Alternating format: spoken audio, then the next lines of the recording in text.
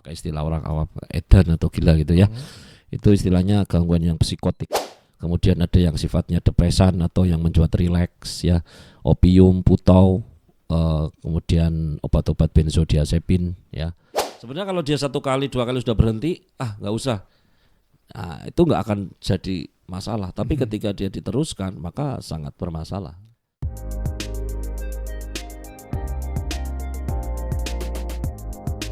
Pendengar dan pemirsa RRI Purwokerto, kembali lagi kali ini kita ada di podcast Tarik Mase seputar informasi Banyumas dan sekitarnya. Untuk kesempatan kali ini bersama dengan saya Yanuar Adi, kita akan membahas seputar kesehatan jiwa. Tentunya saya tidak sendirian karena bersama dengan kita pada kesempatan kali ini sudah hadir Dr. Taufik Hidayanto, seorang spesialis kedokteran jiwa dari RSUD Kabupaten Banyumas. Apa kabar Dr. Taufik? Baik, alhamdulillah Mas. Sehat Mas Yanuar sama Mas Adi Yanuar. Yanuar, oke. Dok, masalah kesehatan jiwa dok. Sebenarnya kalau dari jenis-jenisnya sendiri kesehatan jiwa itu seperti apa sih dok? Ya, paling mudah dibagi jadi 2 Mas. Jadi kalau yang orang awam bilang maaf ya pakai istilah orang awam edan atau gila gitu ya. Itu istilahnya gangguan yang psikotik. Psikotik itu sudah gangguan realita. Udah aneh dalam pikirannya, perilakunya, terus perasaannya kacau ya. Akhirnya jadi perilakunya kacau gitu ya, kemudian pikiran sendiri ya gitu yang tidak sesuai realita, akhirnya perilakunya ya aneh. Itu namanya gangguan psikotik. Kalau yang satunya yang non psikotik itu macam-macam, dari yang gangguan cemas, gangguan depresi dan lain-lain seperti itu. Oke. Lalu dok, mungkin penyebab dari gangguan kesehatan jiwa ini apa saja contohnya dok? Ya, kalau bicara penyebab ya macam-macam ya. Bisa ini kan berproses ya, nggak ujuk-ujuk ya, biasanya berproses. Jadi ada istilahnya psikodinamik. Jadi dia dari aspek trauma masa lalu, pola asuh yang tidak adekuat ya, tidak tepat, itu akhirnya berkembang akhirnya menjadi gejala pada saat usia dewasa, misalnya 20 tahun, 30 tahun atau 40 tahun baru muncul gangguan. Seperti itu. Juga bisa karena riwayat pengguna zat ya. Gitu. Kemudian juga bisa karena stres ya, stres gagal menghadapi masalah sehari-hari ya. Gagal menghadapi masalah sehari-hari, akhirnya jatuh ke stres, jadi jatuh ke depresi, sedih atau cemas, bisa berlanjut ke psikotik. Itu. Kemudian ada riwayat sebelumnya menggunakan zat obat-obatan ya, nafsa, zat, atau minum-minuman alkohol yang masa lalu pernah konsumsi ya, nanti juga bisa muncul langsung pada periode berikutnya jadi gangguan jiwa tertentu. Atau bahkan langsung akibat penggunaan zat ya atau kecanduan akhirnya jadi muncul gangguan, itu juga bisa. Iya. Itu juga ada yang faktor turunan gitu. Iya. Tadi dokter menyampaikan bahwa kecanduan ya, ini termasuk gangguan kejiwaan. Bisa dijabarkan lagi mungkin dok? Iya. Kecanduan itu ada 2 Mas. Ada kecanduan obat, ada kecanduan perilaku. Jadi kecanduan obat itu ya dia konsumsi obat-obat tertentu ya, termasuk narkoba ya. Ada 3 jenis golongan ya, ada namanya psikostimulan yang jenis ekstasi, sabu-sabu yang merangsang otak jadi semangat, senang, bahagia. Kemudian ada yang sifatnya depresan atau yang membuat rileks ya, opium, putau, kemudian obat-obat benzodiazepin ya. Kemudian juga ada yang sifatnya halusinogen, yang contohnya adalah cimeng atau ganja. Itu 3 golongan. Kemudian itu yang termasuk zat. Yang kedua adalah kecanduan yang sifatnya perilaku ya. Perilaku itu seperti adiksi yang lagi ngetren itu, adiksi gadget ya, atau bermain gadget ya. Kemudian ada juga berkembang menjadi ada yang namanya love addiction ya, yang akhirnya menimbulkan berganti-ganti pasangan atau perselingkuhan, itu bisa. Yang itu contoh-contohnya Mas. Iya. Kecanduan gadget dok. Ya. Di era saat ini kecanduan gadget ini menjadi salah satu polemik mungkin ya dok ya. Di satu sisi kita tidak bisa lepas dari gadget, tapi berbahaya juga jika berlebihan. Bahkan saat ini yang cukup menjadi perbincangan adalah terkait penggunaan gadget untuk melakukan judi online atau slot. Bagaimana dok terkait dengan kecanduan judi slot ini? Jadi pertama kita jelaskan dulu tentang gangguan jiwa yang kaitannya dengan kecanduan ya Mas. Jadi kecanduan itu ciri-cirinya ya, pertama dia sehari-hari habis waktunya untuk itu ya. Kemudian dia nggak berusaha, dia berusaha ya. Pertama iseng satu kali ya Mas, akhirnya berlanjut jadi berkali-kali, akhirnya menjadi kebiasaan ya, karena di otak terekam merasa kenikmatannya, kesenangannya, kemudian mengulang-ulang, akhirnya terbentuk ya habituasi atau kebiasaan ya, akhirnya menjadi kecanduan ya. Kemudian akibat dari itu akan menimbulkan dia terganggu kegiatan kerjanya ya, atau sekolahnya ya, aktivitas sehari-harinya, karena waktunya habis untuk itu. Kemudian juga menimbulkan dampak mental. Dampak mental sudah mempengaruhi pola perilakunya ya, pola tidurnya terganggu, ekspresi emosinya ya, emosinya kadang jadi mudah marah dan lain sebagainya ya. Ini baik sudah mulai terganggu ini fungsi di otaknya ya, akibat baik penggunaan zat maupun akibat kecanduan yang sifatnya perilaku tadi ya. Jadi prosesnya hampir sama Mas ya, antara kecanduan obat maupun kecanduan perilaku, dan itu nggak mungkin ujuk-ujuk jadi kecanduan ya. Kecanduan berarti kan melakukan berkali-kali, mesti berawal dari satu kali tadi itu. Nah dari satu kali tadi itu dia merasakan sensasinya di otaknya, merasa bisa menikmati ya, di sistem amigdala, sistem limbik, ternyata enak. Kemudian di kognitif, hipokampus, otak menyimpan, enak loh, ingat-ingat ini enak ya gitu. Akhirnya ini fase rekreasi pertama ya, iseng-iseng gitu ya.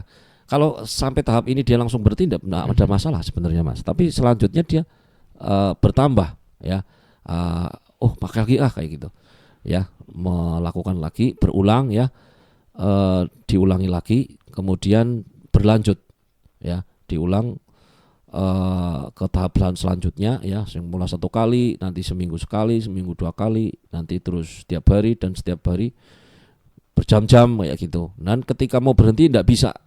Nah itu yang terjadi, termasuk judi online ya. Saya juga ada pasien yang terjudi judi online. Jadi ada fase di mana ketika dia sadar ya, dia tahu itu buruk, itu dia akan berdampak buruk ya, tapi dia nggak bisa berhenti. Itu namanya impuls atau dorongan untuk melakukannya lagi. Kalau dalam penggunaan zat namanya craving.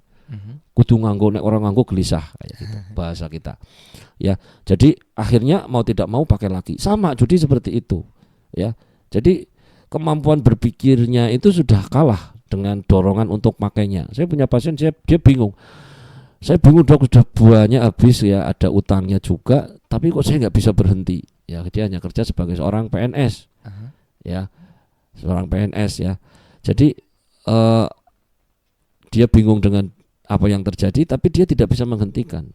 Nah ini yang terjadi, ada judi online. Akhirnya dia akibatnya kan dia mencari bagaimana caranya mencari uang dengan jalan yang tidak halal.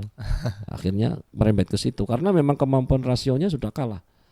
Ada istilahnya cognitive impairment. Jadi gagal kemampuan berpikirnya, kalah sama dorongannya.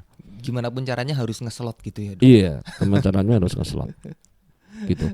Jadi kemampuan berpikirnya kalah, pertimbangannya kalah. Nasihat itu ya masuk kuping kanan, keluar kuping kiri, kayak berlalu saja, nggak mempan itu kalau dinasihati.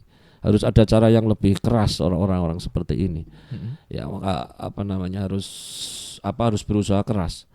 Ya harus dilakukan terapi juga, nggak sekedar obat saja. Terapinya ada 2, terapi obat sama non obat. Ya obat ya mungkin membantu dia menangani. Kan kalau tidak, istilahnya obsesif ya, pikiran obsesif. Ketika dia mencoba menahan ya untuk tidak menggunakan, itu rasanya nggak gelisah, nggak karuan Mas. Ya, bagi orang yang nggak ngalami ya aneh, tapi bagi yang ngalami itu luar biasa. Sehingga akhirnya dia pakai juga. Dia akhirnya ngeslot juga. Dulu sebelum ada judi slot ini, dulu ada istilah judi patologis. Judi patologis itu ya kayak sama.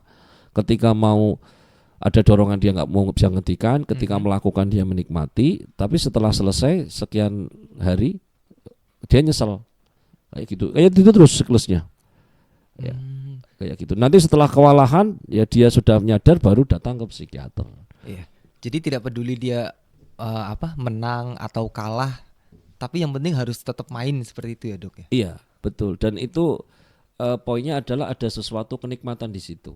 Ya, ada suatu kenikmatan di situ yang dia yang awalnya kemungkinan banyak yang iseng gitu ya. Dari satu kali tadi itu entah iseng, entah terinspirasi, entah apa gitu, satu kali itu terus dia teruskan itu. Sebenarnya kalau dia satu kali, dua kali sudah berhenti, nggak usah. Nah, itu nggak akan jadi masalah. Tapi ketika dia diteruskan, maka sangat bermasalah. Iya. Lalu Dok, jika misalkan kita nih sebagai manusia yang tidak mengalami kecanduan hal tersebut, Dok, untuk mengantisipasi agar jangan sampai kita terkena kecanduan hal-hal yang negatif seperti itu, Dok, gadget atau apalagi kecanduan judi online, itu bagaimana? Oke, kecanduan secara umum ya hindari. Kecanduan zat nggak ada istilah coba-coba ya. Obat untuk penggairah kerja biar kerjanya kuat ya, obat untuk bantu tidur itu harus dengan dokter ya, tidak boleh memakai. Apalagi yang kategori narkoba ya, itu sama sekali tidak dicoba. Penasaran boleh, tapi sama sekali tidak boleh dicoba ya. Kalau sudah kadung ada yang memakai ya, segera berhenti, segera datang ke psikiater terdekat ya. Kemudian kalau yang adiksi perilaku ini ya ini hati-hati ya, apalagi kalau itu yang jelas-jelas sudah menjadi diagnosis atau sudah ada beberapa kasus ya. Misalnya kecanduan gadget ini kebanyakan memang anak-anak ya. Itu harus segera diantisipasi, termasuk judi slot itu harus segera berhenti. Ya, kalau sampai dari fase apapun, baru iseng, baru sudah dapat untung misalnya kayak gitu, atau sudah gagal kayak gitu masih penasaran, segera hentikan karena itu tidak akan selesai dan itu sama kayak penyakit adiksi akibat penggunaan obat-obatan, otak jenengan terlibat dan itu berhentinya luar biasa, perlu terapi yang luar biasa, perlu usaha yang ekstra. Tidak semudah orang kayak batuk pilek diobati langsung sembuh, tidak. Ada proses di otak, ada proses psikologis yang dihadapi. Iya, baik. Dok, ada tips atau mungkin saran tidak, Dok, bagaimana sebaiknya kita itu untuk menjaga kesehatan jiwa kita? Iya, kaitannya dengan itu juga pencegahan ya. Jadi sebaiknya kita itu punya hobi atau sifatnya katakanlah aktivitas yang menyenangkan, yang rutin, tapi yang positif tentu saja. Ya, mau olahraga ya. Hobi dalam pengertian luas itu istilahnya yang kamu dengan melakukan itu senang dan refresh itu ya. Ya bisa olahraga, bisa berorganisasi, ya bisa menulis, macam-macam. Bahkan kalau orang hobi belajar bisa belajar apa kayak gitu. Dengan itu dia ada kepuasan sendiri ya, pengertian hobi dalam konteks luas ya. Bahkan ibadah bisa masuk. Karena dengan itu kalau orang tertentu bisa sampai level ibadah jadi plong hatinya kayak gitu, jadi senang menikmat, itu juga bisa masuk ya, seperti itu. Jadi sibukkan diri dengan hal-hal yang positif tadi ya, dapatkan kenikmatan otak itu di situ, bukan dengan hal yang negatif. Ya, karena tidak ada hobi tertentu akhirnya dia kepencut dengan hal yang negatif, akhirnya tadi contoh-contoh yang masuknya jadi malah kecanduan perilaku tadi. Iya. Satu lagi, Dok, mungkin ada pesan atau harapan yang bisa dokter sampaikan terkait dengan topik kita ini, terkait dengan kesehatan jiwa. Iya, kaitannya dengan kesehatan jiwa secara umum, apabila ada yang sudah memiliki problem psikologis, segera datang ke psikolog atau psikiater terdekat. Ya, kaitannya dengan tadi pembahasan topiknya ke arah adiksi, ya berusahalah semaksimal mungkin untuk langsung berhenti ya, atau datang ke psikiater psikolog terdekat mengkonsultasikan apa yang terjadi ya, karena judi online atau judi secara umum itu hal yang sifatnya fata morgana ya, itu menggiurkan kelihatan mereka, tapi sebenarnya itu tidak ada apa-apanya, bahkan justru dampak negatifnya lebih banyak ya. Mungkin itu, Mas. Ya baik, terima Ya, kasih Dokter Taufik oke. Hidayanto, seorang spesialis kedokteran jiwa dari RSUD Banyumas untuk RSUD kesempatannya Banyumas. hadir di podcast Tarik Ya. Mase kali ini Dok, dan selamat melanjutkan aktivitasnya kembali. Ditunggu kehadirannya lain waktu Dok. Oke, siap, siap Mas. Baik Siap. pendengar dan pemirsa RRI Purwokerto, itu dia kebersamaan kita di podcast Tarik Mase seputar informasi Banyumas dan sekitarnya bersama dengan saya Yanuar Adi. Nantikan untuk episode-episode selanjutnya dan wassalamualaikum warahmatullahi wabarakatuh. Waalaikumsalam warahmatullahi wabarakatuh.